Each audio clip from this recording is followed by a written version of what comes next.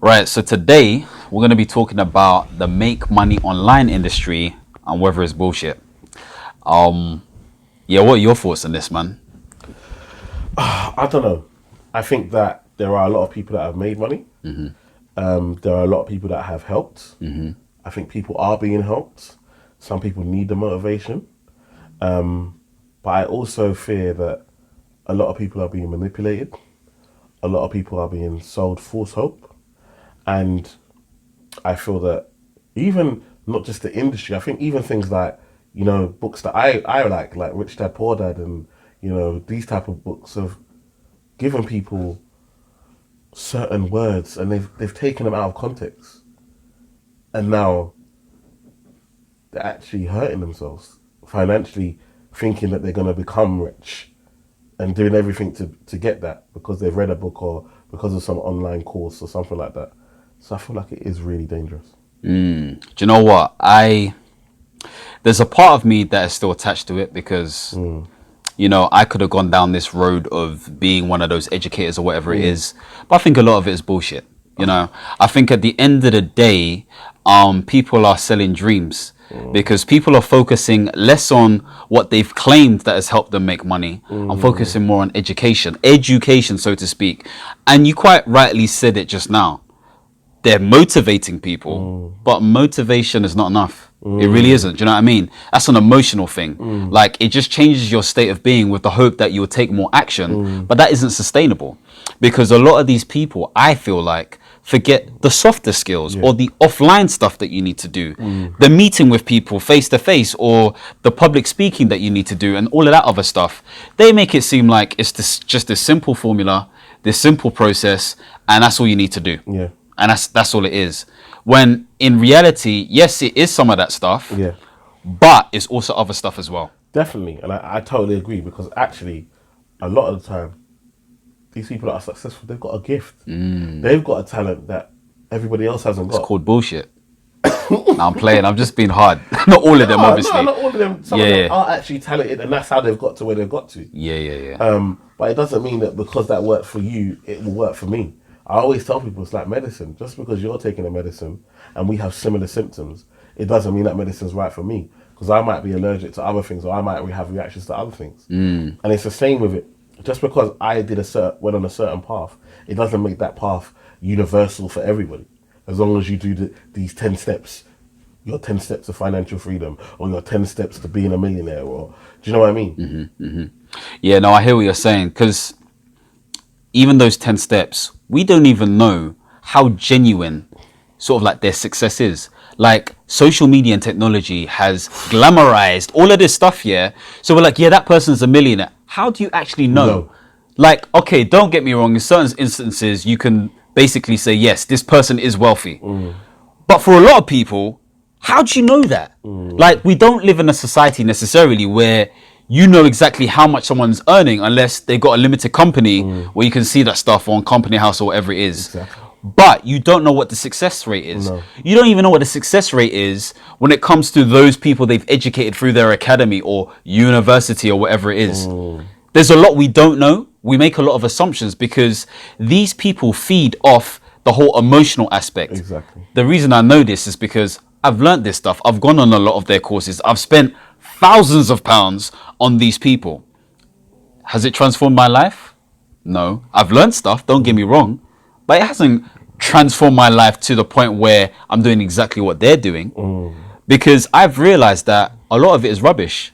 A lot of it you can find online. Now, some people might say, well, yeah, you can find it online, but, it may not be organized in a certain way, which is true. But at the end of the day, I feel like there's so much more they need to sort of be transparent with and integral with when they're actually providing this information or coaching or motivation. I just feel like too many people put so much hope into it. And it's not fair on those people who make serious financial decisions that could change their life for years because they're believing in this emotional thing that this person is continuously pumping out there. I hear you. And it's things like, vision board. I believe in it. Yeah, of course. I believe it's important. But there must be work behind it. Of course. There must be structure behind it. There must be effort and progress and challenges that come with it. I can't just write it on a board and say it every day and look into a mirror and then it's going to happen. And I feel like a lot of people read these things and watch these things and it's out of context. And now we all want to be entrepreneurs. And so they're going to sell you what you want. You want to be an entrepreneur? I'm going to make you feel like you're an entrepreneur. But are you making any money? Yeah, exactly. Exactly. Do you know what it is? You said it right there, man. At the end of the day, it comes down to this whole selling hope thing you said before. And it also comes down to a certain level of laziness. You know, people are so comfortable in their situations that they feel like, you know, they can just get what they want. We live in minute rice society, as stated before. Do you know what I mean? Like, we have minute rice, but we want it in 30 seconds. So we think, okay, if we like these people and if we sort of pay into this, it's going to pay for my success. Doesn't work like that. It requires a lot of work and it requires a lot of dedication and planning and being strategic about how you actually apply yourself, you know? And I feel like, yes, mentorship is important. Of course. Yes, it's important to find people that will mentor you. And yes, put your money where your mouth is, because sometimes you're not going to really utilize the mentorship that you're getting unless you're paying for it. Because you're the type of person that if you got it for free, you wouldn't turn up to certain meetings. You wouldn't listen when they ask you to do certain things. But because you're paying, if they tell you to do them, you would do. So mentorship is important. And I feel like it is important. You can learn from other people's mistakes. A wise person does learn from someone else's mistakes. So it's important to have these things around you. But that can't be, like you said, the be-all and end-all. You can't say, I want to be rich, so I'm just going to go and pay to be around rich people, and it's just going to rub off on me. Yeah, it doesn't work like that. And even the degree of that mentorship is so important. So, for example, in the whole making money industry, look, if you want to speak to some of these guys, that's going to cost anywhere between 5 to 50K for a session, just to speak to them for an hour or 2 hours or whatever it is. So you're telling me just to, you know, have a conversation with them, which you've probably heard on YouTube somewhere, you're going to now be transformed. I think it's funny how, especially if you use certain people's model, their model is to put all their content out on YouTube. And then we all rush to pay to watch them live. And guess what they're going to tell us? The same things they told us on YouTube. Yeah. And it's like, what did I pay for? But obviously you're paying for that. I'm going to get to ask a personal question. But we're not all going to get to ask a personal question. But you just hope because you're in the room, something miraculous is going to rub off on you. Yeah, it's that miraculous thing, you know. It's kind of like, oh, yeah, I'm with this person, so now it's going to be a game changer. Life doesn't work like that. No. I think as human beings, we believe in fairy tales and we want a happy ending. It's not always a happy ending. It's not. Sometimes, life is terrible and then you die. That's just what happens. Wow. It's true, though. That is what happens. People seem to think that, okay, you can live this life, you can go through the struggle. I'm telling my story. Sometimes that story is not a happy ending. And that's the reality check that people need to have. Because if they're putting hundreds or thousands into something that they don't truly understand, it's not going to work. And that stems from not really understanding their situation or themselves as an individual. Because they're wanting something and feeding into this emotional beast. If you look at the formula of an ad, it's the same.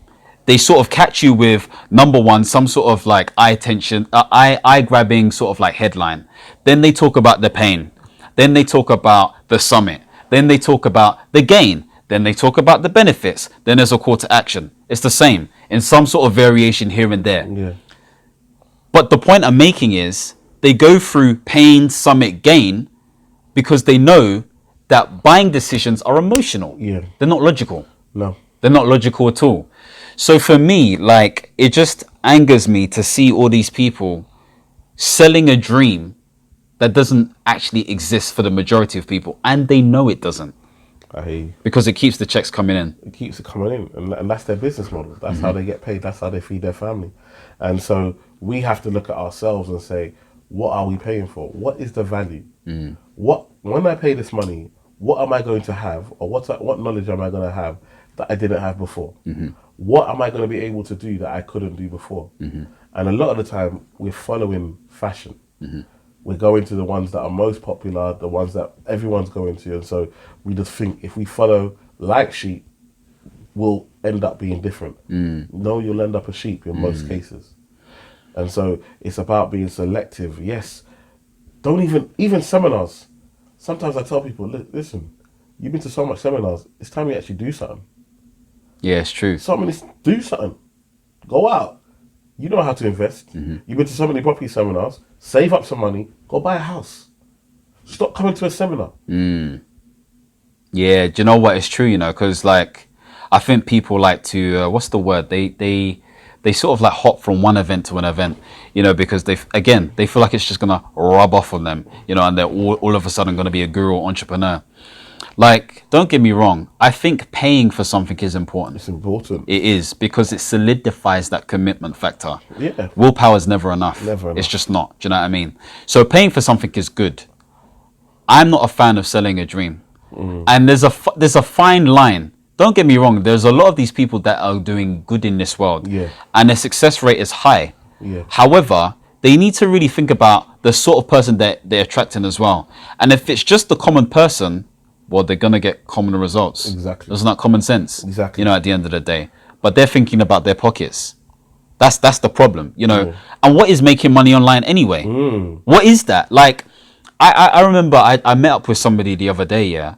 And, you know, I asked him, so obviously you're teaching all this stuff. Like, how are you getting clients? And he was a bit hesitant. And he pretty much said he was getting them through word of mouth and referral. So I'm teaching online, they're teaching online, but we're getting customers through referrals. So what's actually happening and working isn't what you're teaching. Exactly. Yeah, that baffles me. It happens, and there's different formulas, there's different routes to success, and we all have to pave our way and find our own. And I'm not saying don't go to seminars. I do a seminar, please come. Yeah. What I'm saying is, I'll probably do one in the future. you know So what I mean? Come along. What I'm saying is that once you've got that knowledge, go and take action. Yeah. There's nothing like experience. Go and experience, and you might lose. It might not work out. You might start a business. It might fail. Don't be afraid to fail. Some of the most richest people in the world started from failure. Okay, and go out there. Go and experience, and then go back. Get a mentor. Get someone you can look up to. Get someone that's done what you're doing, and make sure that they've done it. Answer their CV. Yeah, I think a problem for a lot of people is two things. Number one, finding a mentor. Okay, one that they don't have to pay for, essentially, and two is that initial capital investment that we were discussing before, because a lot of people who have actually, I'm going to use the word, are real self-starters, so to speak, they were smart enough early enough to sort of build up the money, think about what they wanted to do, or saw an opportunity. It's not always a strategic thing. Sometimes you just jump on something and it works out. And they put that money into it and pump the right sort of marketing or whatever it is to make sure their thing is popping off. And for me, like what you said, get a mentor. People don't want to pay. And I understand. Money's tight. Sometimes you have to put your money where your mouth is. I feel like if you're working, you should pay for a mentor. But then I've got some mentees. I'll tell a story about one of my mentees. She was looking for a finance mentee because she wanted to learn about financial advice, and she wanted to become a financial advisor. So she found my name on Instagram and then found my company, Noir Excel, put it into LinkedIn, Noir Excel. Noir Excel doesn't have a LinkedIn. It was some other person called Noir Excellence. Sent Noir Excellence a message. Noir Excellence. And never got heard back. I feel hurt by that because I know about Noir Excel. Exactly. That's such a copycat, bruv. But it's a common Noir X. It doesn't even sound. Sorry, no offense, but raw boy. So she could have stopped there. Yeah. She sent a message, no response. Because obviously the person's like, this is not me. But she didn't hear back. She said, nope, I've got to meet this person. So I had a seminar. She paid to come to the seminar, and she signed up for whatever it was. Yeah. Just so she could come around.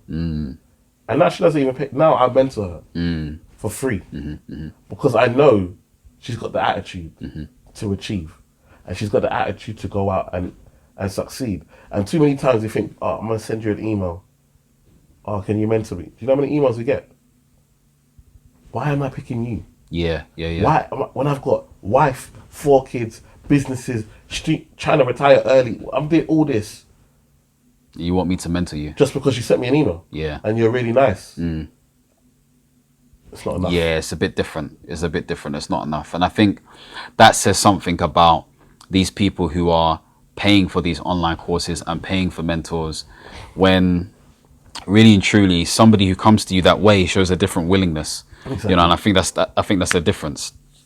So what's your opinion on, let's say, a Gary V? Like, because he's slightly different. He's not quite money online, but he represents a notion or an ideal for a lot of millennials, so to speak. I like Gary Vee. I like him a lot. I like what he stands for.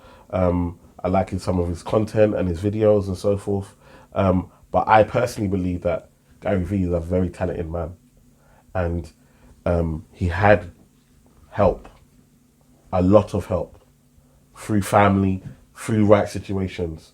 And sometimes we take the opportunity cost. He had an opportunity and he had the finances to take advantage of that opportunity. A lot of us from certain backgrounds have the opportunity, but we don't have the finances. And so that's how someone can go from a £5 million business to a £20 million business when we're here just trying to make £1,000 a week. Yeah. No, I hear you. I think when it comes to Gary Vee, I didn't jump on the hype at the beginning. I'm normally like that. I'm quite contrarian in nature. Something's popular, I'm just I don't want to know about it. But then I think it was early this year or late last year, he posted something about Facebook marketing, and I was like, actually, no, he's saying what I've been saying to other people. And so I kind of like binged all of his stuff. I was like, actually, this guy's decent, and he gives some really, really good advice. The problem I have is that not everyone is set up the way he got set up. Come on. Like you said, he had the great opportunity of getting that initial sort of entrepreneurial experience for his dad's sort of business and everything Successful business, okay? And he showed talent by obviously making more in terms of turnover. Now, not everyone has that same sort of like opportunity. And some people may argue, but we're in a new age, you know, if you can't start a business now, you're stupid. How dare you? I think that's rude. At the end of the day, not everyone has the same competencies, not everyone has the same skill sets. And at the end of the day, it's not that easy to start a business. Even when he turned that business around, it probably wasn't as easy as he may have made it out to be. It requires grit, it requires hard work, and it requires a certain level of mindset and well-being. So the problem I have is, number one, it doesn't necessarily mirror what everyone else is going through. But number two, this whole you've got to grind mindset is true, but damaging at the same time. It's very damaging because people are now taking it out of a crazy context because that's how they've been communicated to the point where they're damaging themselves or they're becoming sick or ill because they're following what this guy's saying. I like him as a person. I like what he says here and there, but I think according to your lifestyle, you have to take it into proportion. Yeah, I agree. And I see this all the time, what you're saying, in regards to people taking it to the extreme against their betterment. But also I see it the other side where people, you talk about work and people are like, oh, I don't want to work. Work smarter, not harder. What are you talking about, You're mad. Like, you still need to work. People almost act like working smarter means that I don't have to work at all. No, working smarter means that you use the technology or the efficiencies around you to get it done in a way that's more efficient than the normal way that it was done before. There's still work that's involved. Yeah. There's still an idea, there's still a hustle, there's still development, you still got to do enough to get people to spend their hard-earned money on what you're producing. That's work. Yeah, it's true. It's true. There's the formula for work. Work equals force times by. It's in my book. If you haven't got my book, it's Desire, the cornerstone between nothing and success. Come on. Shameless plug. Anyway, sorry, I wasn't even planning to do that, but it just came up in my head. But do you know what? It's true. It's about applying that work, innit? You do need to work smart, but you need to apply a high level of effort in order to get anywhere in life. Yes. It's about consistency as well, man. But you know what? I naturally start thinking about things like network marketing. You know, You've gone there. I've gone there. I said the N word. I've done it myself. Did it back in 2014 and 15 for a year. And do you know what? Like, there are some parts of it which I loved. Yeah. You know, like I grew as a leader.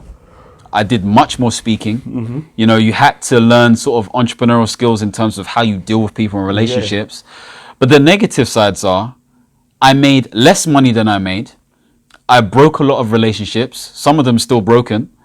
And there's this culture of, it feels like dishonesty and you can't pinpoint it, but it doesn't feel right, if that makes sense. Yeah. As a model, it looks amazing, but the way I see it is, at the end of the day, the people at the top are at the top at the detriment of those at the bottom. It's the wrong sort of pyramid. Yeah. I totally understand. I totally get it. And I agree. And I mean, I've done the whole network marketing myself. Like you said, I enjoyed it, the entrepreneurial side, meeting people, especially when we did it, it was mainly black people. So it was nice to be around people that wanted to create their own business, wanted to get out there, and you're just motivating each other. And it's a great environment to be in. But like you said, I just felt like the ones at the top were definitely benefiting, and there were many more benefiting at the top than there were those that were suffering at the bottom. That's a key point. I think to wrap it up, the make money online industry is interesting, but don't be so naive to sort of like draw yourself into it. Definitely. Cool.